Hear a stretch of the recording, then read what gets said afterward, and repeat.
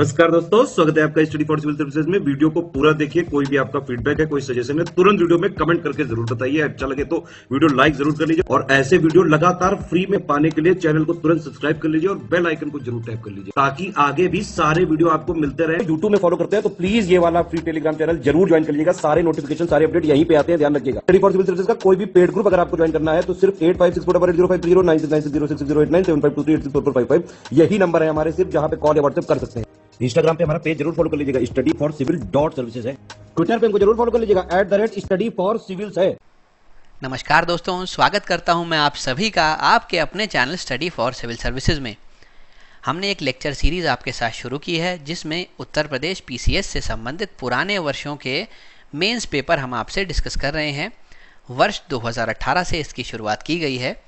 आज का जो डिस्कशन है वो GS2 के चारों तरफ घूमेगा। कोई भी क्वेश्चन को कैसे अटेम्प्ट करना है, उससे जुड़े हुए क्या आयाम होने चाहिए और उससे जुड़े हुए क्या अन्य तथ्य हैं जो आंसर में लिखे जा सकते हैं, इस बारे में आज हम अपने लेसन में सीखेंगे। तो शुरू करने से पहले मैं बताना चाहूँगा कुछ पेड ग्रुप्स हैं जो हमारे चलते हैं जहाँ पे क्वालिटी कंटेंट आपको मिलता है। अगर इस बारे में कोई जानकारी आपको चाहिए हो तो दिए गए 2 नंबर्स में से किसी पर भी आप हमें कॉल कर सकते हैं। दोस्तों, आंसर राइटिंग की इस सीरीज़ को शुरू करने से पहले कुछ महत्वपूर्ण बातें हैं जो जानना अनिवार्य है।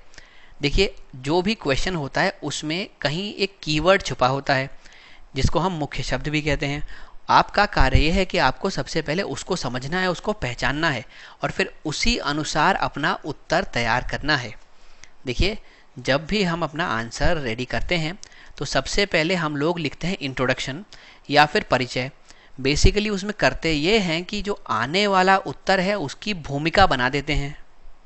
और अगर टेक्निकल डिटेल्स पे देखा जाए तो मान लीजिए आप 100 शब्दों का अपना आंसर लिख रहे हैं तो उसका 1/10 भाग यानी 10 शब्दों में आपको अपना परिचय समाप्त करना होगा। अब बात ये आती है कि इसमें क्या लिखा जाए।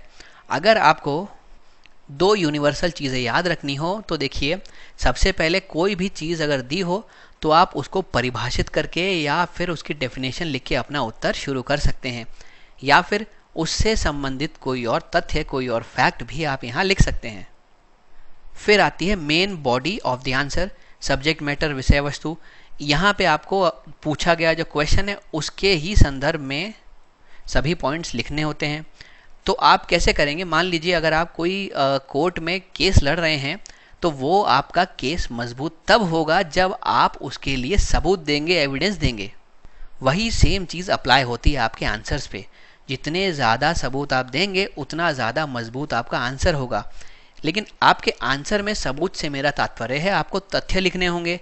कोई बड़े बड़े ऑर्गेनाइजेशंस हैं, जो अंतर्राष्ट्रीय बॉडीज़ हैं, उनके द्वारा जारी की गई कोई रिपोर्ट लिखनी होगी। रिपोर्ट में मेंशन्ड कुछ तथ्य लिख सकते हैं।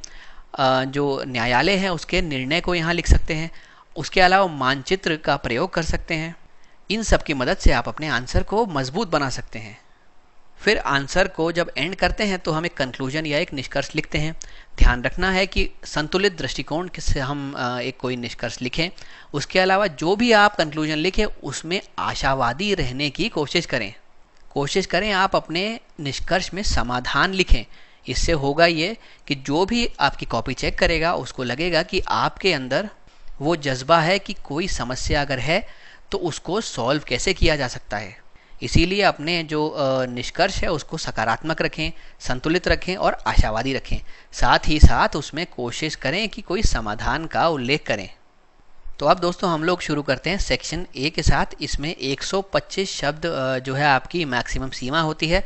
हर प्रश्न के लिए मैक्सिमम मार्क्स आपको 8 अलोकेटेड होते हैं। आज का जो पहला सवाल है वो है मध्यस्थता के बारे में, मीडिएशन के बारे में, और कश्मीर मुद्दे के ऊपर ये सवाल पूछा गया है। होता यह है कि भारत जब भी मीडिएशन की बारी आती है हमेशा ऑपोजिशन में रहता है, वो हमेशा विरोध करता है मध्यस्थता का। तो पूछा गया है ऐसा क्यों है। अब देखिए, यहाँ पे कोई ऐसा कीवर्ड नहीं है, ये एक सीधा क्वेश्चन है, डायरेक्ट सवाल है। बस आपको वो कारण लिखने हैं जिससे ये पता चले कि भारत कश्मीर के मुद्दे में, कश्मीर के मामले में मीडिएशन का ऑपोजिशन क्यों करता है, क्यों उसके खिलाफ रहता है। तो अब ऐसे क्वेश्चन में ध्यान में ये रखना है कि आपको काफ़ी सारे एंगल्स कवर करने हैं, बहुत सारे आयाम यहाँ लिखने होंगे, हिस्टोरिकल लिखने होंगे, राजनीतिक लिखने होंगे, कोई एग्रीमेंट हुए हो, कोई डिक्लेरेशन हुए हो, कोई घोषणा हुई हो, समझौता हुए हो, तो उन सब के उदाहरण यहाँ पे लिखना आपके लिए लाभदायक रहेगा, वो आपके आंसर को बेहतर बनाएगा। तो अगर हम एक ढांचा तैयार करें दोस्तों, तो इस क्वेश्चन में जो इंट्रोडक्शन लिखना है, जो परिचय लिखना है, उसमें आपको ये लिख के शुरू करना होगा कि हाँ भाई, इंडिया जो है वो विरोध करता है मीडिएशन का, मध्यस्थता का। अब जो आगे की बॉडी है उसमें आपको लिखना है वाई, मतलब ऐसा क्यों है, तो इसके जो विभिन्न कारण है उनका आपको उल्लेख करना है। देखिए, सबसे पहले तो आप भारत के पुराने अनुभव के बारे में लिख सकते हैं, यानी कि जो भारत के पास्ट एक्सपीरियंस रहे हैं उसके बारे में लिख सकते हैं। हुआ दोस्तों ये था कि 1948 में भारत ने कश्मीर मुद्दे पर मध्यस्थता करने के लिए, मीडिएशन करने के लिए संयुक्त राष्ट्र की मदद मांगी थी, लेकिन तब भी कुछ निष्कर्ष नहीं निकल पाया था। वो भी बेसिकली एक फेल्ड अटेम्प्ट था। तो भारत के पुराने अनुभव ही अच्छे नहीं हैं। दूसरी बात, भारत की जो अभी आप देख रहे हैं शक्ति बढ़ रही है, भले ही आर्थिक क्षेत्र में हो, भले ही रक्षा क्षेत्र में हो, तो भारत एक रीजनल लीडर की तरह उभर रहा है, एक क्षेत्रीय शक्ति की तरह उभर रहा है। तो ऐसे बैकग्राउंड में, ऐसे परिदृश्य में अच्छा यही होगा कि भारत अपने मुद्दे स्वयं सुलझाए। अगर कोई दो कंट्रीज़ है जिनके बीच में कोई विवाद है, तो दोनों कंट्रीज़ मिलके बायलैटरली अगर वो मुद्दे को सुलझाएंगे तो विश्व में उनकी छवि भी बनी रहेगी और उस पर्टिकुलर मुद्दे का भी बेहतर हल निकलना पॉसिबल है। अब क्योंकि इंडिया एक रीजनल लीडर है, एक क्षेत्रीय शक्ति है, तो यह तथ्य भी इंडिया के किसी भी प्रकार के ऑपोजिशन के लिए जिम्मेदार है। यानी इंडिया जो मीडिएशन का अपोज करता है उसके लिए ये फैक्टर भी जिम्मेदार है। वो कहता है हम एक रीजनल लीडर हैं, हम क्षेत्रीय शक्ति हैं, तो हम इतना दम रखते हैं, हम इतनी क्षमता रखते हैं कि अपने खुद के मुद्दे खुद ही सुलझाएं। और दूसरी बात दोस्तों, जो भी मीडिएशन होता है, अगर आप सोचेंगे कभी भी कोई अगर तीसरी पार्टी कॉम्प्रोमाइज़ कराने आती है दो लोगों के बीच में, तो हमेशा जो भी कमज़ोर पक्ष होता है ये फेवर आमतौर पर उसी के हित की तरफ झुकता है, उसी के पक्ष में झुकता है। तो भारत और पाकिस्तान के बीच में हम लोग जानते हैं कि पाकिस्तान जो है वो एक कमज़ोर देश है। तो अगर इस प्रकार से किसी तीसरे को बाहर से बुलाया जाएगा मीडिएशन करने, तो ऐसी संभावना बन सकती है कि जो मीडिएशन का फैसला है वो पाकिस्तान के पक्ष में चला जाए, और ये भारत के हित के लिए अच्छा नहीं रहेगा। तो इसी वजह से भी भारत मीडिएशन को अपोज करता है। उसके अलावा दोस्तों, हम लोग नॉन अलाइंड मूवमेंट के टॉर्च बियरर रहे हैं, यानी कि जो गुट निरपेक्ष आंदोलन होता है, भारत उसमें एक लीडर की तरह उभर के सामने आया है। तो ऐसे में किसी प्रकार की ब्लॉक पॉलिटिक्स चलाना भारत के सिद्धांतों के खिलाफ रहेगा। अगर हम पुराने युद्धों की बात करें तो इस मामले में 1965 का युद्ध यहाँ पे लिखना, उसका जिक्र यहाँ पे करना बिल्कुल परफेक्ट साबित होगा, क्योंकि दोस्तों 1965 के युद्ध में भारत जब करीब करीब पाकिस्तान को हराने ही वाला था, तो सोवियत संघ को बुलाया गया था मीडिएशन के लिए, मध्यस्थता के लिए। सोवियत संघ ने मीडिएट किया और युद्ध विराम लगा दिया गया, एक सीज फायर को इन्फोर्स कर दिया गया। उसी क्रम में 10 जनवरी 1966 को ताशकंद का समझौता हुआ है, और उस समझौते के अंतर्गत भारत को अपने कई सारे स्ट्रैटेजिक लोकेशंस, कई सामरिक क्षेत्र जो उसने युद्ध में कैप्चर किए थे, वापस लौटाने पड़े, क्योंकि उसके ऊपर सोवियत का प्रेशर पड़ा।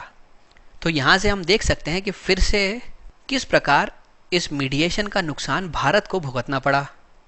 उसके अलावा दोस्तों 1971 में एक शिमला समझौता हुआ था। यह समझौता इंदिरा गांधी और जुल्फिकार अली भुट्टो के बीच हुआ था, और यहाँ पे यह तय किया गया था दोनों देशों में जब भी बात होगी, जब भी किसी बात पे चर्चा होगी, तो कोई मध्यस्थता नहीं होगी, किसी भी प्रकार का मीडिएशन नहीं होगा, और दोनों देश मिलके अपने जो मुद्दे हैं उसको बायलैटरली सॉल्व करेंगे, यानी जिसमें सिर्फ इन दोनों का ही इन्वॉल्वमेंट हो, ना कि किसी तीसरी पार्टी का। और फिर इसी क्रम में हम लोग लाहौर के घोषणा पत्र के बारे में भी चर्चा कर सकते हैं, जो कि 1999 में साइन किया गया था अटल बिहारी वाजपेयी और नवाज शरीफ द्वारा। इस जो घोषणा पत्र है उसके अनेकों प्रावधान में एक सबसे महत्वपूर्ण प्रावधान ये था कि दोनों देशों ने माना हम लोग शिमला समझौते को लागू करने के लिए दृढ़ संकल्प लेंगे। यानी जो शिमला समझौते में कहा गया था कि कोई भी मध्यस्थता नहीं होगी, यहाँ पे उसी बात को दोहराया और कहा कि हम लोग शिमला समझौते को दृढ़ संकल्प लेके लागू करेंगे। तो दोस्तों, जब ये हम पूरी हिस्ट्री इस प्रकार से ट्रेस करते हैं, आपके पास काफ़ी सारे कारण आ जाते हैं कि क्यों भारत किसी भी प्रकार के मीडिएशन को अपोज करता है। तो अब एक बार हम लोग आंसर देखते हैं। इसमें लिखा है कि जो भारत है वो अपोज करता है किसी प्रकार के मीडिएशन को, मध्यस्थता को, और उसके लिए कई सारे कारण हैं। और फिर हमने कारणों के बारे में जिक्र किया है। सबसे पहले हमने अपने पिछले अनुभव के बारे में बताया है कि भाई 1950s में और स्पेसिफिक बोले तो 1948 में भारत संयुक्त राष्ट्र और कई सारी पार्टीज से मध्यस्थता की बात करने गया था। वहाँ पे वर्ल्ड बैंक था, संयुक्त राष्ट्र था, अमेरिका था, रूस था, यूके था। यहाँ पे जो मीडिएशन हुआ, जो मध्यस्थता हुई, उसका कोई भी परिणाम नहीं निकला। वो फेल्ड अटेम्प्ट था, वो विफल रही। तो पुराना अनुभव वैसे ही अच्छा नहीं है। उसके बाद भारत जो है एक रीजनल लीडर है। अगर आप क्षेत्रीय शक्ति हैं तो आप अपने आंतरिक मुद्दे स्वयं सुलझाने में समर्थ होंगे और किसी और से उसके लिए सहायता मांगना अनुकूल नहीं रहेगा। उसके अलावा अगर मध्यस्थता की बात करें तो जनरली ये जो मीडिएशन है, ये जो कमज़ोर पक्ष होता है उसी के फेवर में टिल्ट करता है। इंडिया और पाकिस्तान में हम सबको मालूम है पाकिस्तान एक बहुत कमज़ोर पक्ष है। तो अगर किसी तीसरे को बुलाया गया हम दोनों के बीच में मध्यस्थता करने को, तो संभावित है कि वो पाकिस्तान के फेवर में चली जाए, जो हमारे लिए कुछ खास एडवांटेजेस नहीं लाएगा। फिर शिमला एग्रीमेंट की हमने बात की, 1972 में साइन किया गया। उसमें ये कहा गया कि आने वाले समय में किसी भी प्रकार की अगर बातचीत होगी तो मध्यस्थता पे हम नहीं जाएंगे। हम एक दूसरे के साथ द्विपक्षीय वार्ता या बाइलैटरल टॉक से ही अपने डिफरेंसेस को रिजॉल्व करेंगे। और फिर लाहौर डिक्लेरेशन में इसी बात को वापस दोहराया गया। इनके अलावा जैसे हमने डिस्कस किया कि भाई हम लोग एक नॉन अलाइंड लीडर हैं, एक गुट निरपेक्ष आंदोलन के हम लोग लीडर रहे हैं, तो वो पॉइंट भी आप यहाँ पे इंक्लूड कर सकते हैं। तो ये सारे पॉइंट लिखने के बाद आप अपने उत्तर को समाप्त यह लिख के करेंगे कि इन्हीं कारणों की वजह से लगातार प्रस्तावों के बावजूद भारत कश्मीर मुद्दे पर किसी भी मीडिएशन के खिलाफ है और उसने अपना स्टैंड फर्म रखा है, वो उसी रुख को बरकरार रखे हुए है। अब दोस्तों कुछ महत्वपूर्ण तथ्य देखते हैं। अगर आपके एग्ज़ाम में कुछ इस प्रकार का सवाल आए कि भारत और पाकिस्तान के बीच में जो संबंध है उसकी व्याख्या करिए, तो ये हमने एक आंसर बनाने की कोशिश की है। इनमें से काफ़ी पॉइंट्स को आप अपने आंसर में इंक्लूड कर सकते हैं। आप बेहतर तरीके से उससे अपना एग्ज़ाम में फाइनल आंसर प्रिपेयर कर पाएंगे। सबसे पहले भारत और पाकिस्तान के बीच में जो कोलैबोरेशंस है, जहाँ जहाँ उन्होंने एक दूसरे का सहयोग किया है, हम उसके बारे में जिक्र करेंगे। देखिए, ऐसे क्वेश्चन में सिर्फ नेगेटिव लिखना सही नहीं है, कुछ पॉजिटिव भी लिखना चाहिए। तो कोलैबोरेशन जैसे कि अगर कभी संकट आया है, जैसे कि गुजरात में भूकंप आया 2001 में, पाकिस्तान में भूकंप आया 2005 में, तो ऐसी त्रासदी जब हुई है तब दोनों देशों ने साथ मिलकर काम करने की कोशिश की है और ह्यूमैनिटेरियन एड या मानवीय सहायता प्रदान करने का प्रयास किया है। फिर अगर कल्चरल टाइज की बात करें तो आप यहाँ पे गुरुद्वारा श्री ननकाना साहिब यानी करतारपुर कॉरिडोर का जिक्र कर सकते हैं। स्ट्रैटेजिक टाइज की बात करें तो दोनों देशों के बीच में सिंधु जल संधि भी है, इंडस वाटर ट्रीटी भी है, जिसमें बेसिकली इंडस और उसकी जो ट्रिब्यूटरीज हैं उन सब के जल के उपयोग के बारे में प्रावधान है, कौन देश कितना किसका इस्तेमाल कर सकता है। फिर हम देखते हैं कि दोनों के बीच में क्या चिंताजनक मुद्दे हैं। सबसे पहले जो पाकिस्तान का सबसे फेवरेट है वो टेररिज्म, वो उसको स्पॉन्सर करता है। पाकिस्तान सीमा पार आतंकवाद को प्रायोजित करता है, ये भारत के लिए चिंताजनक एक मुद्दा है। उसके अलावा कश्मीर में अलगाववादियों को समर्थन देने के लिए, उनको बढ़ावा देने के लिए पाकिस्तान लगातार प्रयासरत रहता है। उसके अलावा जब भी सीज़ फायर होता है, युद्ध में विराम लगता है, जब भी सीज़ फायर्स होते हैं तो आमतौर पर देखा गया है कि पाकिस्तान उनको वायलेट करता है, उनका उल्लंघन करता है।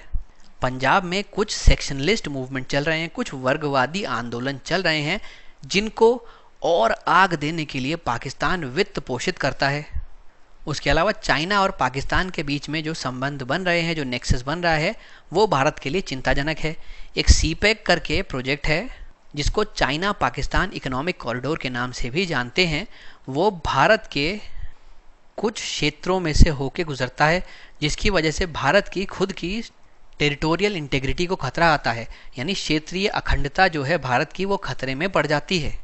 ये जो क्षेत्र है जिसकी हम बात कर रहे हैं, जिससे होकर ये गुजरता है, वो है गिलगिट बाल्टिस्तान वाला। उसके अलावा पाकिस्तान जो है वो मनी लॉन्ड्रिंग को, वो हवाला नेटवर्क्स को भी सपोर्ट करता है, जिसकी वजह से देश की नेशनल सिक्योरिटी दांव पे लगती है। फिर कुछ ऐसे डिस्प्यूट्स हैं जो क्षेत्रीय विवाद के रूप में उभर के हमारे सामने आते हैं, जैसे कि सियाचिन ग्लेशियर पर ये एक सीमा विवाद है।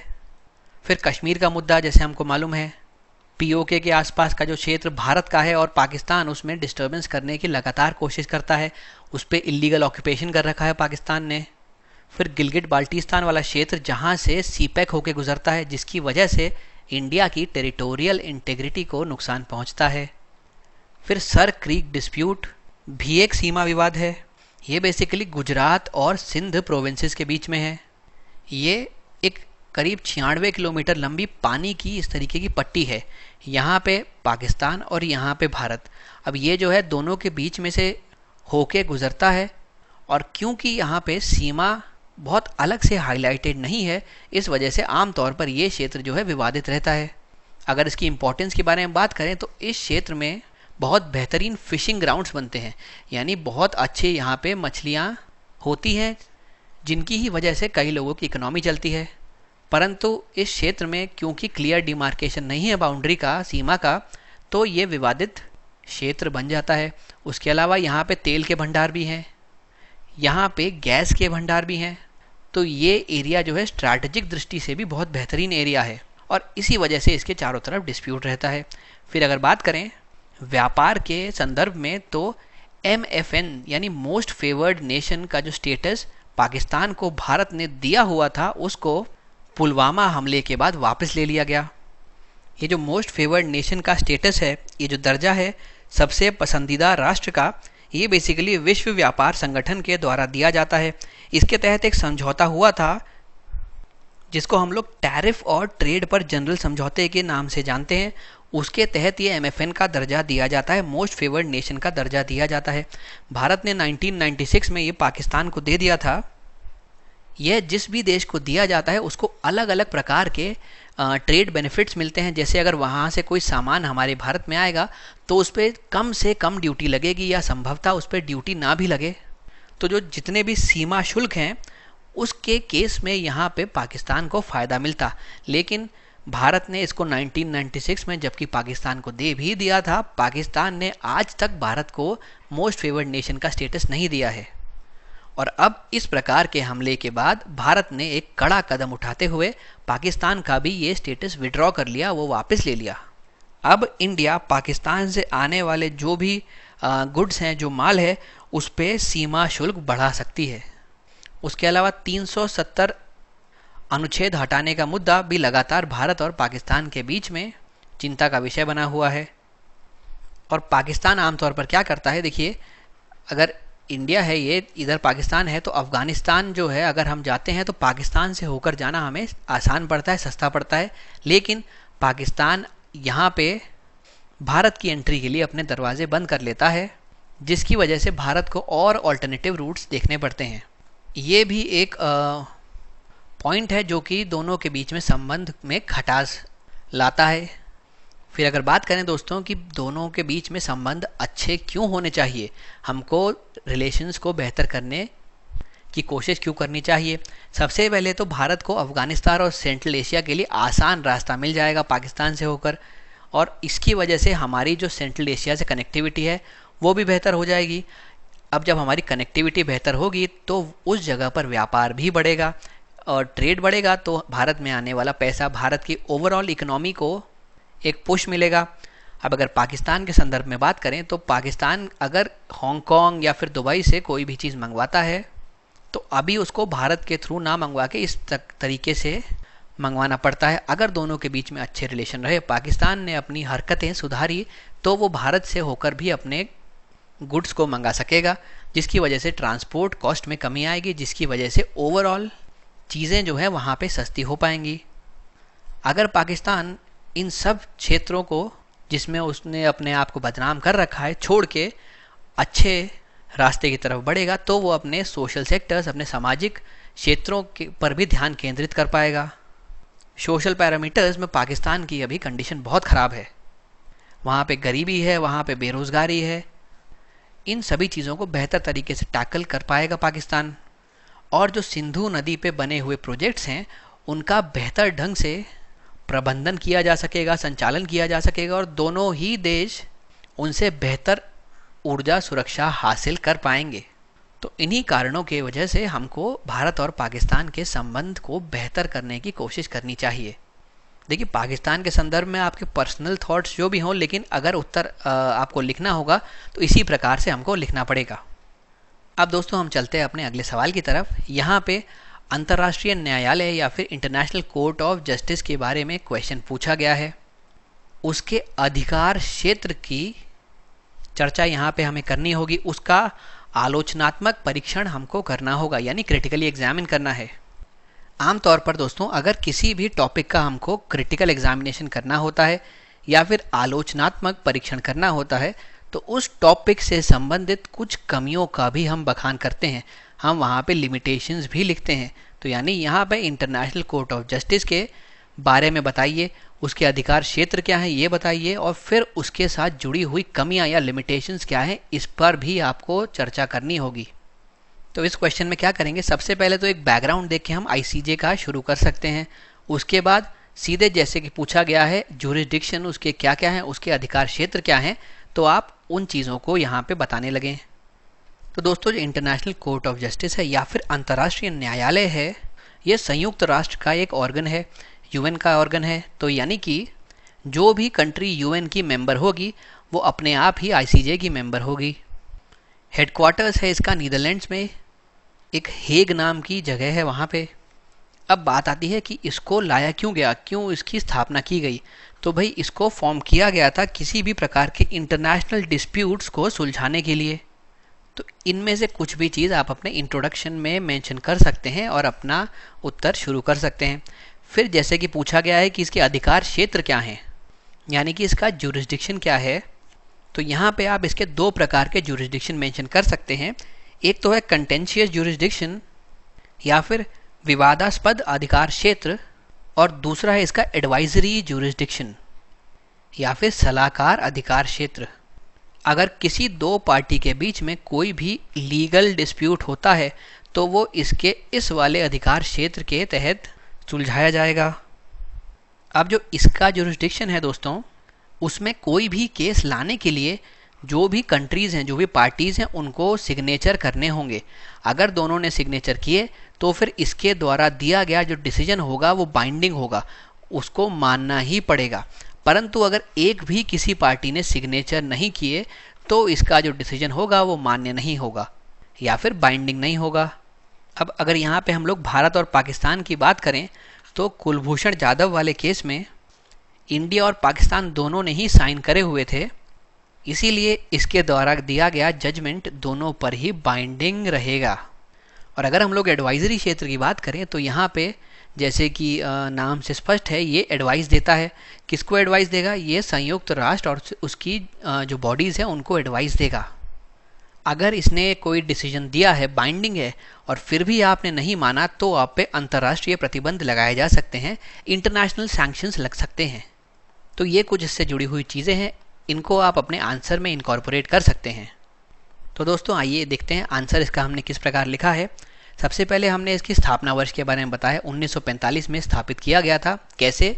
संयुक्त राष्ट्र के एक चार्टर से। ये एक विश्व न्यायालय के रूप में कार्य करता है और इसके दोहरे अधिकार क्षेत्र हैं, दोहरे ज्यूरिसडिक्शंस हैं। और आगे अब हम उनके बारे में बात करते हैं। सबसे पहले कंटेंशियस ज्यूरिसडिक्शन या फिर विवादास्पद क्षेत्राधिकार।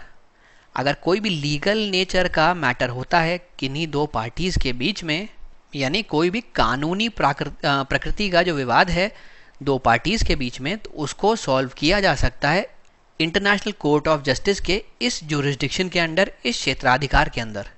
यहाँ पे सिर्फ कंट्रीज़ या फिर स्टेट्स को ही अनुमति होती है कोई भी मामला लाने की, किसी इंडिविजुअल की यहाँ पे इस प्रकार की कोई शक्ति नहीं है। तो अगर हम आर्टिकल 35 जो कि इस चार्टर का हिस्सा है उसकी बातों को देखें, उसके प्रावधानों को देखें, तो उसमें लिखा है कोई भी अंतर्राष्ट्रीय संगठन, कोई और अथॉरिटी या किसी प्राइवेट इंडिविजुअल या फिर निजी व्यक्ति द्वारा इसमें कार्रवाई शुरू नहीं की जा सकती। उसके अलावा कुछ बातें हमने वहाँ देखी थी कि इसका जो डिसीजन होता है वो बाइंडिंग होता है, लेकिन कब होगा, जब जुड़ी हुई दोनों ही पार्टियों ने इसके लिए सिग्नेचर किया हुआ हो। और अगर सिग्नेचर किया हुआ दोनों ने नहीं है या किसी एक ने भी किया हुआ है दूसरे ने नहीं किया हुआ, तो ये डिसीजन बाइंडिंग नहीं रहेगा। लेकिन अगर डिसीजन बाइंडिंग है और फिर भी आपने इसको मानने से इनकार कर दिया, तो आप पे अंतर्राष्ट्रीय प्रतिबंध लगाए जा सकते हैं, आप पे इंटरनेशनल सैंक्शंस इम्पोज किए जा सकते हैं। उसके अलावा दोस्तों, अगर हम लोग एडवाइजरी ज्यूरिसडिक्शन की बात करें तो नाम के अनुसार ये यूनाइटेड नेशंस और उसके साथ जुड़ी हुई अलग अलग स्पेशलाइज्ड एजेंसी या और अदर ऑर्गेनाइजेशन जो इससे जुड़ी हुई हैं, उन सबको इसके तहत कोई भी मामला लाने का अधिकार है। ये यूनाइटेड नेशन और उसके 5 ऑर्गेनाइजेशन, 15 स्पेशलाइज्ड एजेंसी और एक रिलेटेड ऑर्गेनाइजेशन को यह अधिकार देता है। ये जो विवादास्पद कार्रवाई हमने देखी थी उसके संबंध में कुछ अलग है, इसकी कुछ अलग विशेषताएं हैं और ये इस वजह से है क्योंकि जो इसका नेचर है, जो प्रकृति है और जो इसका उद्देश्य है वो उससे भिन्न है। अब दोस्तों, इसके साथ जुड़े हुए कुछ लिमिटेशंस देखते हैं। सबसे पहले तो इस प्रकार के इंडिविजुअल या व्यक्ति जिन्होंने वॉर क्राइम किए हो या फिर मानवता के खिलाफ कोई क्राइम किया हो, उन व्यक्तियों पर मुकदमा चलाने का इसका कोई अधिकार नहीं है। इसके अलावा इसमें किसी भी प्रकार के अभियोजक की कमी है, उसका अभाव है जो कि कोई कार्यवाही शुरू कर सकता हो। और ये क्यों है? क्योंकि ये किसी भी प्रकार से क्रिमिनल कोर्ट नहीं है, एक दंड न्यायालय नहीं है। और इसका अगर आप ओवरऑल देखेंगे तो एक जनरल जुरिसडिक्शन है, यानी सामान्य अधिकार क्षेत्र है। तो इस वजह से इसकी कुशलता पर भी सवाल उठाए जा सकते हैं, ये थोड़ा लेस एफिशिएंट है। इसके अलावा आपको और लिमिटेशन लिखने हो तो दोस्तों आप लिख सकते हैं कि जो आईसीजे है इसके जितने भी डिसीजंस होते हैं वो एनफोर्स किए जाते हैं यूनाइटेड नेशन सिक्योरिटी काउंसिल द्वारा, यानी संयुक्त राष्ट्र सुरक्षा परिषद द्वारा इनको एनफोर्स किया जाता है। लेकिन हमें मालूम है यूएनएससी में एक वीटो की बड़ी समस्या है। कुछ कंट्रीज़ को वीटो पावर मिली हुई है जो उस वीटो को इस्तेमाल करते हुए किसी भी मुद्दे पर रोक लगा सकते हैं। जैसे कि चाइना लगातार अपने वीटो पावर का इस्तेमाल करते हुए कई सारे आतंकवादियों की एक भारत द्वारा शुरू की गई पहल, जिसमें उन आतंकवादियों को ग्लोबल टेररिस्ट घोषित किया जा सके, ऐसे सभी अटेम्प्ट्स को चाइना ब्लॉक कर देता है। तो अगर आईसीजे का डिसीजन इन्फोर्स करने की बात आएगी और उसमें कोई कंट्री वीटो कर देगी तो वैसे भी वो प्रभावी नहीं होगा। तो ये इसका एक लूप होल है, ये इसका एक और लिमिटेशंस आप लिख सकते हैं। फिर दोस्तों हम चलते हैं अपने अगले सवाल की तरफ। इसमें बेसिकली पूछा गया है उत्तर प्रदेश में किसान और कृषि क्षेत्र की चुनौतियों के बारे में लिखें और कहा गया है उनसे जुड़ी हुई क्या समस्याएं हैं, इन पे प्रकाश डालिए। उसके अलावा ये जो आपने प्रॉब्लम्स यहाँ पे लिखी हैं उनके सुधार के लिए भी आपको सुझाव देने हैं। तो बेसिकली आपको पहले प्रॉब्लम लिखनी है, फिर उससे जुड़े हुए यहाँ पे सल्यूशन देने हैं। यहाँ पे कीवर्ड के तौर पे थ्रो लाइट या फिर प्रकाश डालिए कहा गया है। प्रश्न के 2 अलग अलग भाग हैं। सबसे पहले चुनौतियों के बारे में आपको लिखना रहेगा, उसके बाद उसके संबंध में क्या सुधार के उपाय हो सकते हैं ये आपको सुझाने होंगे। वही हर प्रश्न की तरह इसमें भी आपको अलग अलग आयाम इंक्लूड करने होंगे। सिर्फ एक डायरेक्शन में बात ना करें कि एग्रीकल्चर की प्रोडक्टिविटी कम है, कि कोई एग्रीकल्चर में मशीनें नहीं है। आप सभी चीज़ों को एक साथ जोड़ के यहाँ पे लिखने का प्रयास करें। तो देखिए दोस्तों, सबसे पहले तो जो हमारा एग्रीकल्चर है, कृषि क्षेत्र है, वो कम उत्पादकता या फिर लो प्रोडक्टिविटी से जूझ रहा है। अब ये क्यों है? क्योंकि जो बेसिक बुनियादी ढांचा होता है, जो इंफ्रास्ट्रक्चर होता है, यहाँ पे उसका अभाव है। इरिगेशन के इनफ सोर्सेज नहीं है, इनफ पोटेंशियल नहीं है। कई जगह जहाँ पे सिंचाई की ज़रूरत होती है वहाँ पे सिंचाई पहुँच नहीं पा रही है। उसके अलावा अगर किसान ने कुछ उगा भी लिया तो उसके संबंध में उद्योग चैनल की कमी है, जिसकी वजह से किसान अपने द्वारा उगाए गए प्रोड्यूस को मार्केट तक ले जाने में असमर्थ होता है। उसके अलावा हमारे कृषि क्षेत्र में मशीनीकरण का अभाव है, मतलब पर्याप्त मशीनरी नहीं है, जिसकी वजह से फिर से एफिशिएंसी में कमी आती है। एफिशिएंसी में कमी आएगी यानी कि कम अनाज उग पाएगा, कम अनाज उग पाया, यानी कि वापस ये समस्या चली गई कम उत्पादकता की। तो इस प्रकार ये एक सर्कल बन जाता है। उसके अलावा समस्या ये है कि इन सब को बढ़ाने के लिए चाहिए पब्लिक इन्वेस्टमेंट, और जो पब्लिक इन्वेस्टमेंट इनमें जाता है वो भी अपर्याप्त है, जितना चाहिए उससे कम है, जिसकी वजह से इन सभी एरियाज़ की बढ़ोतरी नहीं हो पा रही। फिर यहाँ पे आप एक लैंड होल्डिंग की भी बात कर सकते हैं कि भाई जो भूमि जोत है वो भी बेसिकली बहुत छोटे छोटे हिस्सों में टूटी हुई है। जो लैंड है वो फ्रैगमेंटेड है। भाई आप देखिए, अगर इतने बड़े क्षेत्र में आप कुछ उगाएंगे तो आप ज़्यादा सारा सामान उगा सकते हैं, अगर इतने से एरिया में आप उगाएंगे तो आप कम सामान उगा सकते हैं। तो जो फ्रैगमेंटेड लैंड है इसकी वजह से भी सामान कम उग पाता है, प्रोड्यूस कम निकल पाता है, तो उत्पादकता अपने आप कम हो जाती है। फिर कम उत्पादकता के चलते किसान को ज़्यादा पैसा नहीं मिल पाता, रुपया नहीं मिल पाता। तो अब किसान को रुपया नहीं मिल पाता तो यहाँ पे दो चीज़ें करता है वो, एक तो वापस इनपुट लेने के लिए उसके पास ज़्यादा पैसा नहीं बचता, और फिर से वो कम इनपुट्स के ऊपर ही निर्भर होके कुछ भी अपने खेत में उगाएगा और वापस वो कम उत्पादकता की तरफ ही ले जाएगी उसे। तो यानी ये भी एक साइकिल बन गई। या फिर अगर उसको इनपुट्स बेहतर करने हैं तो वो क्या करेगा, वो कर्ज लेगा जाके। अब वो कर्ज लेगा तो वो मनी लेंडर्स के पास जाता है। मनी लेंडर्स उस पर बहुत ज़्यादा इंटरेस्ट रेट लगाते हैं। जो ब्याज दर है जिस पे उसको अपना कर्जा वापस करना है वो बहुत ज़्यादा होती है, जिसके चलते वो चुका नहीं पाता और वो कर्ज के जाल में फंस जाता है या फिर डेट ट्रैप में फंस जाता है। और इसी के चलते किसान की सुसाइड जैसी कई सारी दुर्भाग्यपूर्ण समस्याएं हमारे सामने आती हैं। अब बात करते हैं अगर इसको हमको सुधारना हो तो क्या क्या सॉल्यूशंस हो सकते हैं। देखिए, क्योंकि सबसे पहले हमने बात की उद्योग चैनल की कमी है, मार्केट की कमी है, तो ऐसे में किसान को एपीएफसी मंडियों के बाहर भी बेचने की अनुमति दी जानी चाहिए। ई नैम जो है सरकार की एक पहल, वो यहाँ पे बहुत प्रभावी साबित हो सकती है। उसके अलावा किसान जो कर्ज लेता है तो यहाँ पे फॉर्मल इंस्टीट्यूशन होने चाहिए, जैसे कि बैंक, जो कि उसको सही ब्याज दर पे कर्ज दे सके, जो किसान आराम से वापस लौटा भी सके। अगर मंडी में उसको सही दाम नहीं मिल पा रहे तो सरकार द्वारा मिनिमम सपोर्ट प्राइस जो अनाउंस किया जाता है वो भी किसान की मदद करता है। पब्लिक इन्वेस्टमेंट जो यहाँ पे कम है उसको बढ़ाने की ज़रूरत है। डीबीटीएस जो सरकार की एक पहल है, डायरेक्ट बेनिफिट ट्रांसफ़र स्कीम, जिसके तहत किसानों के ऑनलाइन बैंक में अकाउंट्स खुला दिए गए हैं और सरकार को जो भी पैसा डालना होता है अपनी किसी वेलफेयर स्कीम के थ्रू या किसी और चीज़ के अंतर्गत, तो डायरेक्टली वो किसान के खाते में आ जाता है। पहले यहाँ पे मनी लेंडर हुआ करते थे जो खुद भी कमीशन खाया करते थे।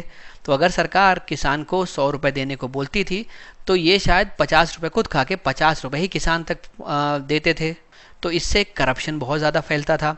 अब यहाँ पे डीबीटीएस के आने से करप्शन कम होगा। मनी माइंडेड जो लोग हैं जो बीच में अपना कमीशन खाते हैं, जो मिडिलमैन हैं, उनकी भूमिका पूरी तरीके से समाप्त हो जाएगी। जिन क्षेत्रों में इरिगेशन की समस्या है वहाँ पे अलग अलग वाटर हार्वेस्टिंग टेक्निक्स का इस्तेमाल किया जाना चाहिए। तो दोस्तों, यानी कि जो हमने यहाँ पे प्रॉब्लम्स लिखी हैं उसी के संबंध में हमने कुछ सॉल्यूशंस भी लिख दिए हैं। इस प्रकार आप इन सब पॉइंट्स को अपने उत्तर में इनकॉर्पोरेट कर सकते हैं। तो अब हम लोग एक बार उत्तर को देखते हैं। सबसे पहले चुनौतियों के बारे में हम लोग लिखेंगे कि भाई जो कृषि अर्थव्यवस्था है वो लगातार कम उत्पादकता से जूझ रही है। हमने इस बारे में बात की थी। लो प्रोडक्टिविटी है, क्यों है? इंफ्रास्ट्रक्चर की कमी है। उसके अलावा इंडस्ट्री से जो लिंकेजेस होने चाहिए, उद्योग चैनल जो होने चाहिए वो मजबूत नहीं है। उत्तर प्रदेश में कृषि क्षेत्र के मशीनीकरण की प्रगति भी धीमी रही है, जिसकी वजह से एफिशिएंसी कम होगी, अपने आप फिर से उत्पादकता कम होगी। जो एक व्यक्ति के पास लैंड है, ऐसी लैंड होल्डिंग्स बहुत कम है। 75% से ज़्यादा लोगों के पास जो भूमि जोत है वो 1 हेक्टेयर भी नहीं है। ये बहुत बड़ी समस्या है। इसकी वजह से फिर से उत्पादकता उतनी नहीं हो पाएगी। बहुत सारे ऐसे किसान हैं जो कि ऋण के जाल में फंसे हुए हैं, डेट ट्रैप में फंसे हुए हैं, जिसकी हमने चर्चा की।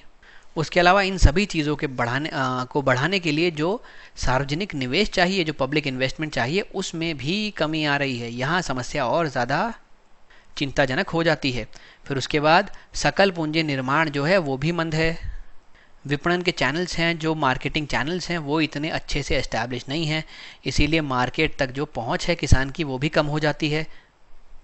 हमने इसका सल्यूशन में देखा था, एपीएफसी मंडी के बाहर भी किसान को बेचने की अनुमति दी जानी चाहिए। उसके अलावा ई नाम जैसी पहल यहाँ पे बहुत प्रभावी साबित हो सकती हैं।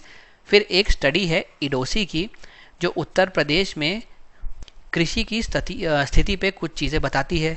यह रिपोर्ट कहती है कि जो उत्तर प्रदेश कृषि क्षेत्र है वो कई सारी प्रॉब्लम से जूझ रहा है, जैसे कि इरिगेशन फैसिलिटी जो है वो पर्याप्त नहीं है, यानी 58% जो है एग्रीकल्चरल वर्कर्स हैं, कृषि श्रमिक हैं, वो इस चीज़ का सामना कर रहे हैं। कई लोग जो लोन क्राइसिस है उसका भी सामना कर रहे हैं, लोन आसानी से मिलता नहीं, मिलता है तो बहुत ज़्यादा ब्याज देना पड़ता है। करीब 44% लोग इसका सामना कर रहे हैं। क्रॉप की प्रोडक्टिविटी कम हो रही है, फसल उत्पादकता कम हो रही है, और इससे तो सबसे ज़्यादा लोग जूझ रहे हैं। करीब 68% लोग इस समस्या से प्रभावित हैं। फिर जो गुणवत्ता है वो हर एक चीज़ में ज़रूरी होनी चाहिए। जैसे फर्टिलाइज़र है, अगर वो बेहतर और एनवायरमेंटल फ्रेंडली होगा तो वो किसान के प्रोड्यूस को बढ़ाने के साथ साथ पर्यावरण को भी संरक्षित करेगा। लेकिन यहाँ पे समस्या ये भी है कि पुअर क्वालिटी फर्टिलाइज़र अवेलेबल है, जो भी अवेलेबल है वो गुणवत्ता युक्त नहीं है। तो करीब 64% लोग इस पर्टिकुलर समस्या से भी परेशान हैं। अब इसके सल्यूशन क्या हो सकते हैं कि किसान को एपीएमसी मंडी के बाहर भी बेचने की अनुमति दी जानी चाहिए। उसके अलावा डीबीटीएस का इस्तेमाल किया जाना चाहिए, जिससे मिडलमैन का रोल ख़त्म हो और करप्शन जो है वो बिल्कुल जड़ से मिट सके। स्पेशल एग्रीकल्चरल जोन बनाए जाने चाहिए, जिससे कि कृषि क्षेत्र को आगे बढ़ाया जा सके। अलग अलग ट्रेडिशनल रेन वाटर हार्वेस्टिंग की तकनीक को प्रोत्साहित किया जाना चाहिए, जिससे जिन क्षेत्रों में इरिगेशन का अभाव है, जहाँ पे सिंचाई नहीं दी जा सकती, वहाँ पे इन प्रैक्टिसेस से जल को बेहतर तरीके से मैनेज किया जा सके। अगर किसी भी प्रकार की एकदम से आपदा आ जाए या फिर अनिश्चित घटना हो जाए तो उसके लिए भी प्लान प्रिपेयर किए जाने चाहिए। सरकार ने अलग अलग पहल ली हैं, जैसे कि किसान सम्मान निधि, ई नाम, पीएम फसल बीमा योजना। ये सब जो हैं ये इस दिशा में सरकार के सराहनीय कदम है, प्रशंसनीय है। तो इस प्रकार से जो हमने कंक्लूजन दिया है वो पॉजिटिव दिया है, और सरकार की नीतियों की तारीफ करते हुए हमने निष्कर्ष को अपने लिखा है। प्रयास करें इसी प्रकार से जो निष्कर्ष लिखें वो पॉजिटिव रखें, आशावादी रखें, बैलेंस्ड रखें। उससे आपका उत्तर संपूर्ण लगता है और बेहतर नंबर मिलने की संभावना अधिक बढ़ जाती है। अब दोस्तों, एक फ्लो चार्ट की मदद से हमने सभी ज़्यादातर एग्रीकल्चर से संबंधित समस्याएं ऐसे आपके लिए डिवाइड करके रखी हैं। कुछ समस्याएं हैं जो किसान को फेस करनी पड़ती है कटाई से पूर्व, कुछ समस्या है जो क्रॉप को ग्रो करने के दौरान यानी कि फसल के विकास के दौरान उसे फेस करनी पड़ती है, और कुछ और अन्य समस्याएं हैं जो हार्वेस्ट के बाद यानी कटाई के बाद फेस करनी पड़ती हैं। तो अगर आपसे किसी एक क्षेत्र के बारे में पूछा जाए तो आप ऐसे उस क्षेत्र से संबंधित समस्या भी लिख सकते हैं। अगर आपसे ओवरऑल एग्रीकल्चर में या कृषि में क्या समस्याएं चल रही हैं तो आप इस प्रकार तीनों ही साइकिल ऑफ प्रोडक्शन के बारे में समस्याएं लिखें तो आपका उत्तर और बेहतर बन सकता है। तो देखिए, अगर मैं प्री हार्वेस्ट या फिर कटाई के पूर्व बात करूं तो सबसे पहले तो लैंड होल्डिंग की समस्या है, यानी जो भूमि है उसके छोटे छोटे टुकड़े हो रखे हैं, तो इन छोटे छोटे टुकड़ों में कितना ही तो उग पाएगा और कितना ही उससे बिकेगा। तो ये बहुत एक समस्या किसान को परेशान करती है। अगर इसकी जगह ये पूरी तरीके से एक लैंड होता तो इसमें कितना सारा सामान उग सकता था और उतना ही बेहतर बेच के किसान के पास इसको मार्केट में बेचने के बाद सही दाम मिल सकते थे।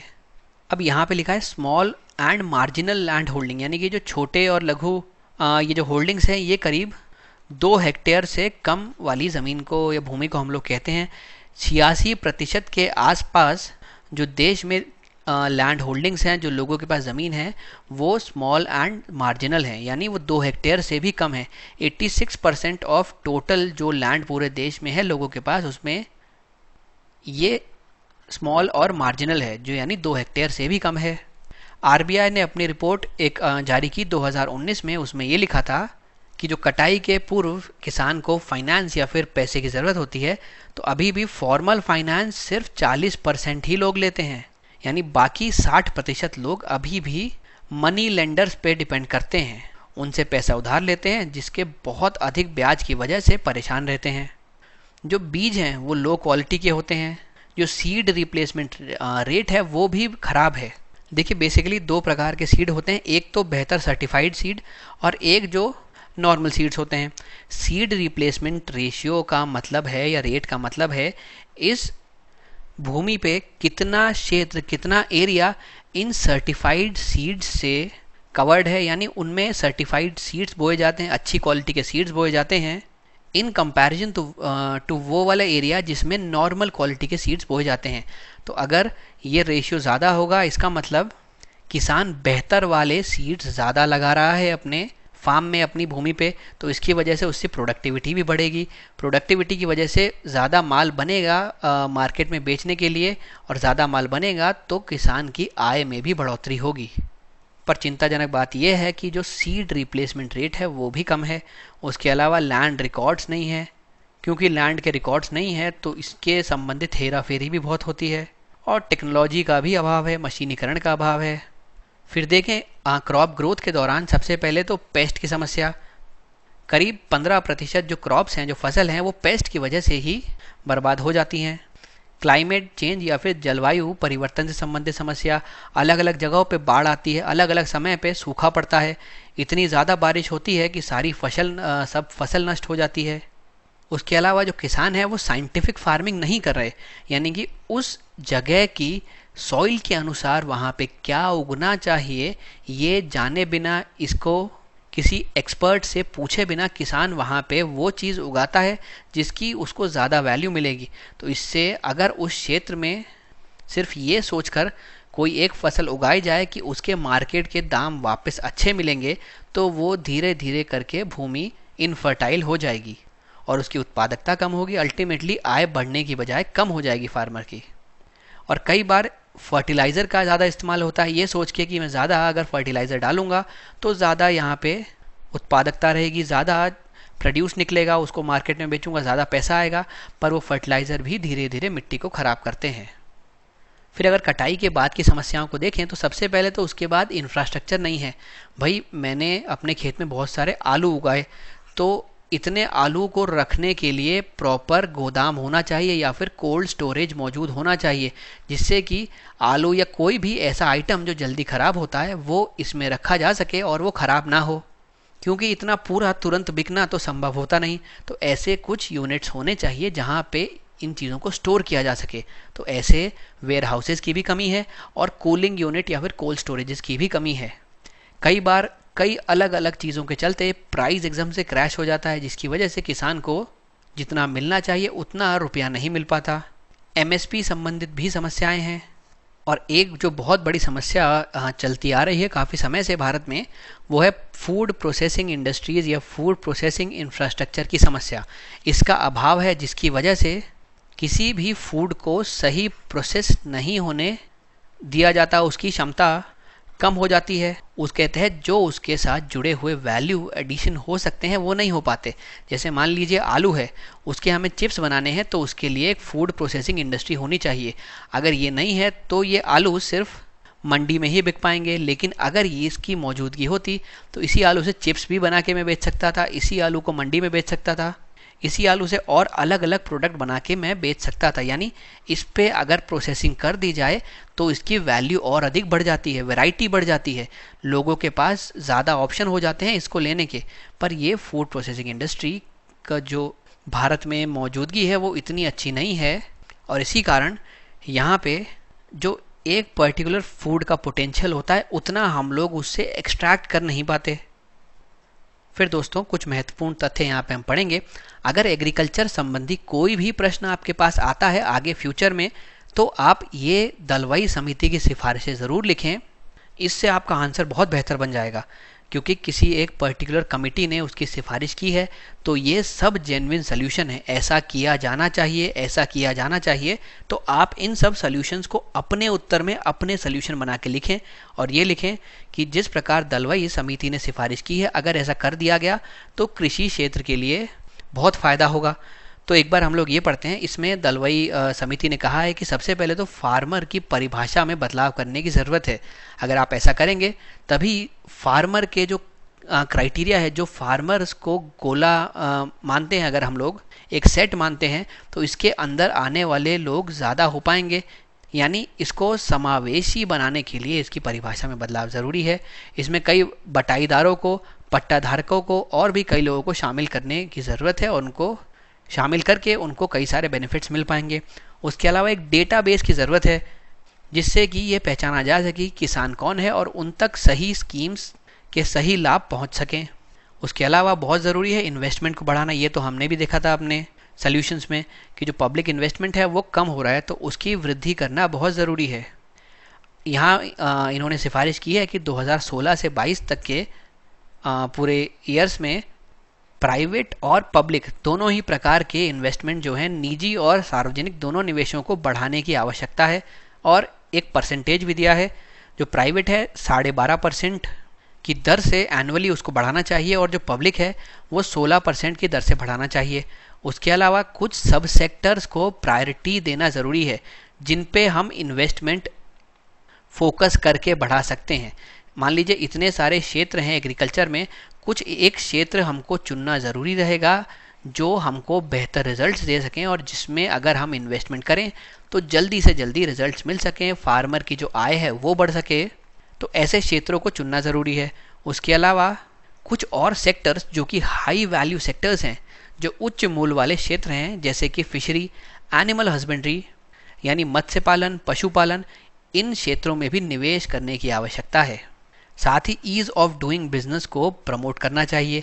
अगर आप इसको प्रमोट करेंगे तो बाहर से विदेशी कंपनियां आएंगी, यहाँ पे अपना इंफ्रास्ट्रक्चर सेटअप करेंगी और अगर वो फूड से संबंधित हुआ तो उसमें किसी न किसी तरीके से तो किसान को मदद मिलेगी ही। साथ ही हमारे कृषि क्षेत्र को भी मदद मिलेगी। फिर उसके बाद कृषि व्यवसाय संबंधी कुछ सुधार करने की ज़रूरत है। नीति के उदारीकरण की ज़रूरत है। जो भी ऐसी नीतियां हैं जो सीड से, पेस्टिसाइड से, फर्टिलाइज़र से या प्राइवेट पार्टिसिपेशन से, मार्केटिंग से जुड़ी हुई हैं, उनको लिबरलाइज करना चाहिए, रैशनलाइज करना चाहिए, उनको उदार बनाना चाहिए, युक्ति संगत बनाना चाहिए। समय समय पे असेसमेंट किया जाना चाहिए, यानी आकलन किया जाना चाहिए कि किस प्रकार किसान की आय में परिवर्तन हुआ है और अगर हो रहा है तो नीति बढ़िया है, अगर नहीं हो रहा तो हमको नीति में बदलाव की ज़रूरत है और इस आकलन के आधार पे इस नीति में बदलाव किया जाना चाहिए। काफ़ी सारे जो स्टेप्स सरकार ने लिए हैं उसी के तरीके से और स्टेप्स लेने की ज़रूरत है, जैसे कि land pooling, model land leasing act 2016, draft model contract farming act, इस प्रकार के कदमों को प्रोत्साहित करने की ज़रूरत है। ये सब एग्रीकल्चर को बेहतर बनाने, किसान की आय बढ़ाने की और केंद्रित कदम है। उसके अलावा लैंड रिकॉर्ड्स का डिजिटाइजेशन ज़रूरी है जिससे कि करप्शन ना हो, घोटाले ना हो, हेराफेरी ना हो, किसी की ज़मीन छीने ना उससे। उसके अलावा किसान उत्पादक संगठन यानी फार्मर प्रोड्यूसर ऑर्गेनाइजेशन को प्रोत्साहित करने की बहुत ज़रूरत है। वो किसान को सशक्त करने में बहुत अहम योगदान निभाते हैं। फिर दोस्तों हम चलते हैं अपने अगले सवाल की तरफ। यहाँ पे चुनावी बॉन्ड के बारे में आपको बात करनी है। पूछा जा रहा है कि क्या ये चुनावी बॉन्ड राजनीतिक वित्त पोषण प्रणाली में पारदर्शिता ला सकते हैं? क्या ये इलेक्टोरल फंडिंग को, पॉलिटिकल फंडिंग को ट्रांसपेरेंट बना सकते हैं? इस बारे में आपको लिखना है। कोई कीवर्ड दिया नहीं गया, सीधा सीधा सवाल है। पहले आपको उसकी परिभाषा देके शुरू करना होगा।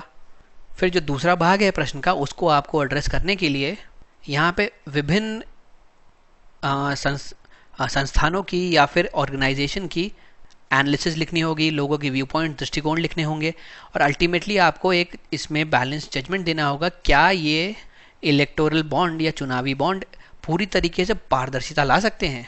तो आपको फाइनल एक अपना जजमेंट भी देना होगा। तो पहले हम लोग एक बार समझते हैं कि कैसे इस क्वेश्चन को अटेम्प्ट करना है। देखिए, जो पॉलिटिकल पार्टी है, जो राजनीतिक दल है, उनको चाहिए होता है रुपया, उनको चाहिए होता है फंड। क्यों?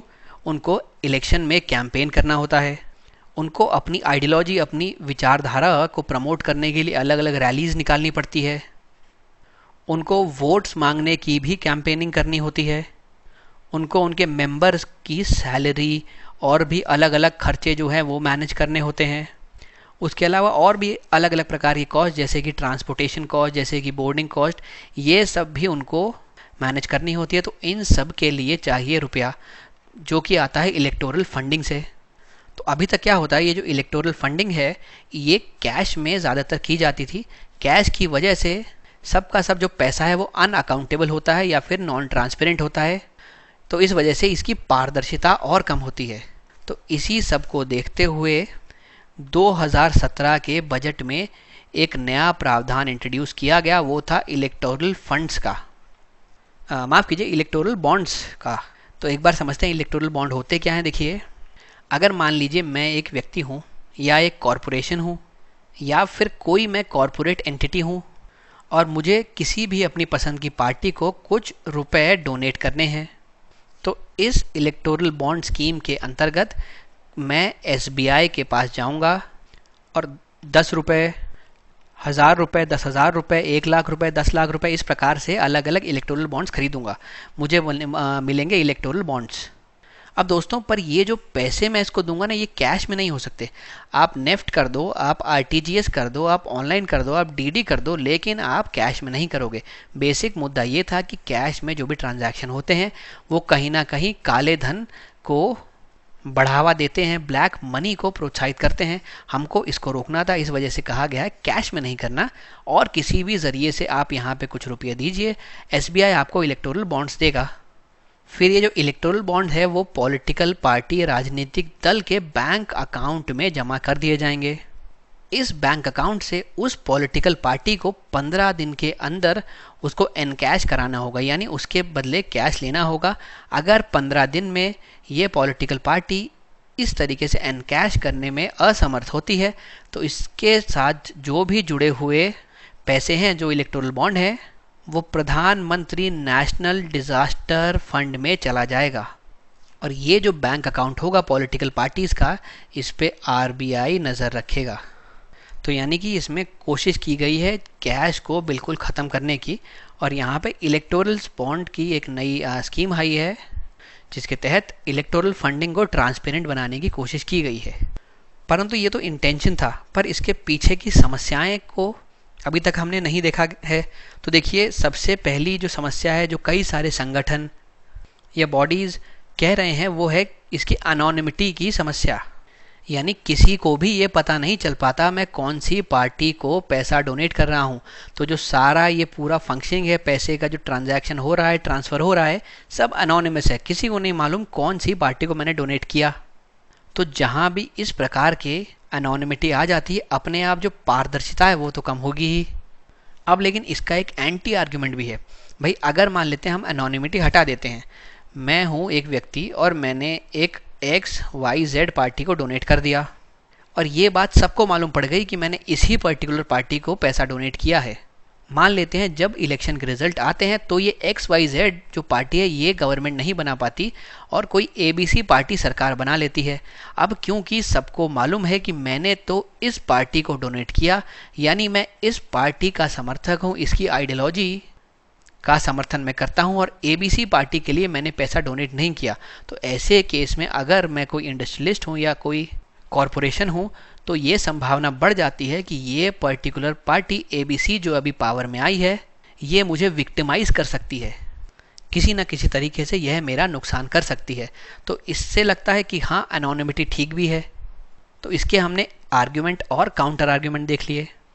और हमारे डिपार्टमेंट ऑफ इकोनॉमिक अफेयर्स है, वो कहता है कि भाई आर्टिकल 21वां अनुच्छेद जो हमारे संविधान में है, जो कि हमें राइट टू लाइफ देता है, उसके अनुसार सीक्रेसी इम्पॉर्टेंट रखना ज़रूरी है। वरना अगर ये बात सबको पता पड़ गई कि मैंने इस पार्टी को पैसा दिया है और ये पार्टी पावर में आई है तो मेरी जान को भी खतरा हो सकता है। तो इस आर्टिकल 21 के तहत ये अनोनिमिटी ठीक है। अब एक इसमें प्लस पॉइंट ये है कि कोई भी कैश का इन्वॉल्वमेंट नहीं है। हमको लगता है भाई सही है, कैश नहीं है। और इससे पहले क्या होता था, देखिए पहले अगर आपको 20,000 से कम रुपए डोनेट करने होते थे तो आपको किसी प्रकार की कोई जानकारी देने की ज़रूरत नहीं थी। लेकिन आप 20,000 से ज़्यादा रुपए अगर डोनेट करते हैं तो आपको इलेक्शन कमीशन ऑफ इंडिया को अपनी आइडेंटिटी बतानी पड़ती थी और कई दस्तावेज भी देने पड़ते थे। तो ऐसे में समस्या क्या होती थी, जो पॉलिटिकल पार्टीज़ हैं, मान लीजिए किसी ने हज़ारों करोड़ रुपए दान किए तो उसको छोटे छोटे हिस्सों में तोड़ लेती थी 19,999 के, और फिर इलेक्शन कमीशन को कहती थी कि भाई हमें तो 20,000 से ऊपर कोई दान आया ही नहीं, तो किसी भी व्यक्ति के बारे में खुलासा करना या उसके बारे में बताने के लिए हम लायबल ही नहीं हैं। तो इससे करप्शन बढ़ता था। अब लेकिन इलेक्टोरल बॉन्ड हैं तो फिर कैश का इन्वॉल्वमेंट है नहीं, तो ऐसा माना जा सकता है कि इससे जो करप्शन है वो कुछ हद तक कम हो सकता है। लेकिन कुछ और जो समस्याएं हैं इससे जुड़ी वो भी देखते हैं। देखिए, इलेक्शन कमीशन ऑफ इंडिया कहता है कि भाई इसमें क्योंकि किसी भी प्रकार की पारदर्शिता नहीं है, अनोनिमिटी है पूरी तरीके से, तो बाहर से विदेशी फंडिंग भी यहाँ पे आ सकती है और किसी को पता भी नहीं पड़ेगा। वहीं रिजर्व बैंक ऑफ इंडिया कहता है कि ये जो पैसा है इलेक्टोरल बॉन्ड्स के जरिए जो आ रहा है वो टेरर फाइनेंसिंग के लिए भी इस्तेमाल किया जा सकता है, यानी आतंकवाद को वित्त पोषित करने के लिए भी इसका इस्तेमाल किया जा सकता है। उर्जित पटेल ने कहा कि कई सारी जो शेल कंपनियां हैं जो एक्चुअली कोई भी बिजनेस नहीं करती, कोई काम नहीं करती, लेकिन एक ऑर्गेनाइजेशन के रूप में बस बनी हुई हैं, वो कंपनियां इस इलेक्टोरल बॉन्ड के थ्रू अपने ब्लैक मनी को वाइट कर सकती हैं, तो इसका दुरुपयोग कर सकती हैं। सुप्रीम कोर्ट ने कहा कि ये जो इलेक्टोरल बॉन्ड्स हैं ये ब्लैक मनी के जनरेशन में हेल्प कर सकते हैं, काला धन जनरेट कर सकते हैं। उसके अलावा जो मैंने आपको 20,000 रुपये वाला प्रावधान बताया, तो अगर पहले कैश में कोई 20,000 से ऊपर डोनेट करता था तो उसको पैन कार्ड या फिर कुछ इस प्रकार के दस्तावेज इलेक्शन कमीशन ऑफ इंडिया को जमा कराने पड़ते थे। पर अभी हमने इलेक्टोरल बॉन्ड्स के आने के बाद एक नया प्रावधान किया है और रिप्रेजेंटेशन ऑफ पीपल एक्ट को अमेंड किया है, उसको संशोधित किया है और उसमें कहा है अगर इलेक्टोरल बॉन्ड के ज़रिए मैं कितना कुछ भी पैसा, माने 10 करोड़ 100 करोड़ कुछ भी दान कर रहा हूँ, उसमें किसी भी प्रकार के डॉक्यूमेंट्स या दस्तावेज देने की मुझे ज़रूरत नहीं है, यानी पता ही नहीं पड़ेगा कि वो पैसा आ कहाँ से रहा है। तो जो इन सभी संस्थाओं की या फिर इंडिविजुअल्स की चिंताएं हैं वो गंभीर नज़र आती हैं। तो दोस्तों देखते हैं हम लोग कि आंसर हमने क्या लिखा है। देखिए, चुनावी बॉन्ड जो है उसकी घोषणा 2017 के बजट में की गई थी। ये basically interest free financial instrument हैं जो पैसा डोनेट करने के काम आते हैं किसी भी पॉलिटिकल पार्टी को एनोनिमसली। ये जो है यही सबसे ज़्यादा डिबेटेबल इसका प्रावधान है, इसकी सबसे ज़्यादा चर्चा की जा रही, इसी के ऊपर सबसे ज़्यादा चिंता जताई जा रही है।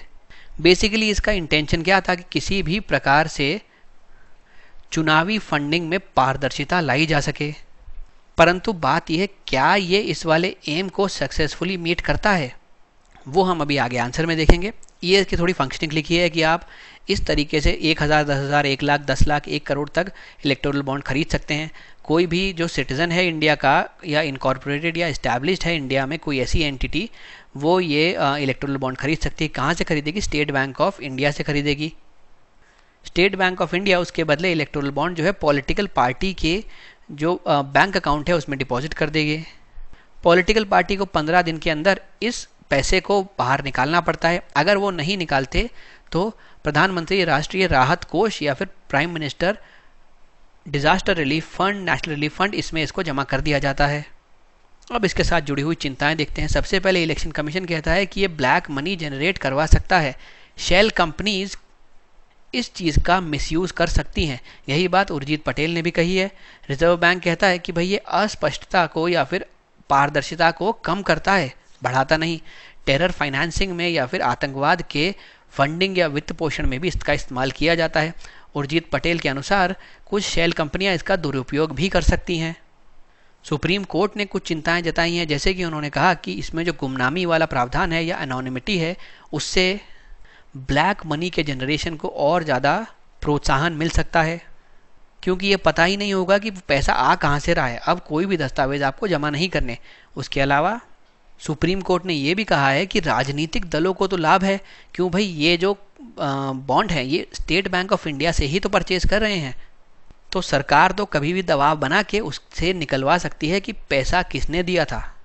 तो यानी पूरी तरह अनोनिमस भी नहीं है। तो और कुछ सिविल सोसाइटीज़ ये बात कहते हैं कि जो एनोनिमस नेचर है या गुमनाम प्रकृति है इसकी, वो हमारे देश के लोकतंत्र के लिए खतरा साबित हो सकता है।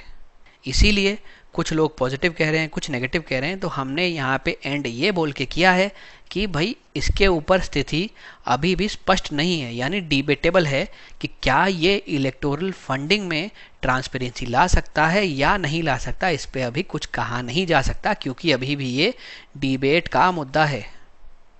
अब देखते हैं कौन कौन से चैलेंजेस हैं जो कि इसके साथ जुड़े हुए हैं। सबसे पहले तो देखिए, राइट टू इन्फॉर्मेशन यानी सूचना के अधिकार को ये बाधित करता है। भाई पूरी तरह अनोनिमस है तो आपको पता ही नहीं पड़ पाएगा किसने पैसा दान किया। उसके अलावा फ्री और फेयर इलेक्शन के भी अगेंस्ट है, यानी जो निष्पक्ष चुनाव हमारे लोकतंत्र का एक अभिन्न अंग है, ये चुनावी बॉन्ड उसको भी चुनौती देता है, क्योंकि यहाँ पे नागरिक को किसी भी प्रकार का विवरण नहीं मिलता कि किसने आखिर पैसा डोनेट किया। उसके अलावा जो भी रूलिंग पार्टी है उसको एक अनफेयर एडवांटेज मिल सकता है। वो SBI से भी इंफॉर्मेशन निकलवा सकती है कि पैसा दिया किसने आखिर। उसके अलावा इससे करप्शन बढ़ सकता है कम होने के बजाय। शेल कंपनीज इसका मिसयूज़ कर सकती हैं। ये सहचर पूंजीवाद को बढ़ावा दे सकता है। क्रोनी कैपिटलिज्म इससे एनकरेज हो सकता है, क्योंकि कोई लिमिट तो सेट नहीं है भैया आपको कितना देना है। तो अगर एक पर्टिकुलर व्यक्ति जो कि बहुत बड़ा इंडस्ट्रियलिस्ट है किसी एक पार्टी को पसंद करता है तो वो बहुत अधिक संख्या में उसको फंडिंग दे सकता है बिना अपने बारे में कुछ भी रिवील करे। तो ये बड़ी चिंताजनक बात है। उसके बाद जैसे कि कई संस्था ये भी कहते हैं कि इसमें एक हिडन अल्फा न्यूमेरिक नंबर छुपा हुआ है। तो ये जो नंबर है इसकी मदद से शायद किसी न किसी तरीके से एक्चुअल डोनर को ट्रैक भी किया जा सकता है, और बाद में अगर उसकी मनपसंद XYZ पार्टी पावर में नहीं आई तो दूसरी ABC पार्टी उसको परेशान कर सकती है। उसके अलावा कई कंपनीज का जो ब्लैक मनी है वो इसके थ्रू वाइट किया जा सकता है, ऐसी भी संभावना है। तो ये कुछ चैलेंजेस थे, काफ़ी सारे हमने पढ़ लिए, और भी आप इसमें ये ऐड कर सकते हैं। अब अगर के सोल्यूशन हम बात करें तो देखिए क्या हो सकता है। एक तो जो चंदा है उसकी ऊपरी सीमा आप निर्धारित कर दीजिए। उसके अलावा जो भी फंडिंग आए उसके इफ़ेक्टिव रेगुलेशन की आवश्यकता है।